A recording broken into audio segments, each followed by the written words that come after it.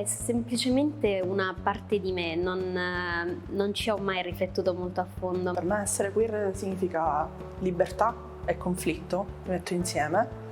Accoglienza, comunità. Per me queer significa libertà e poi supporto ed empatia. Espressione di sé. gratitudine, Due parole che mi vengono subito sono bisessuale e poliamorosa, sono parte della mia identità queer fortissima.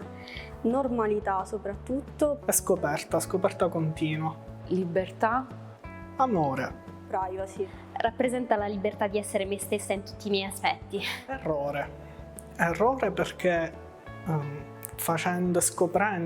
scoprendomi queer, entrando a far parte della mia comunità, della mia famiglia scelta, sto scoprendo a piccoli passi la possibilità di poter sbagliare, ritornare indietro sui miei passi, fare anche errori senza sentirmi per forza una nullità o qualcosa di sbagliato, molto semplicemente una cattiva persona. Quando ho capito di essere queer ho fatto quasi subito coming out in quasi tutti gli ambiti della mia vita e devo dire che una problematica che ho riscontrato all'inizio è stata forzarmi a rientrare nelle aspettative che si hanno di come una persona queer dovrebbe apparire o essere e quindi entrare a far parte di quel mondo a tutti i costi.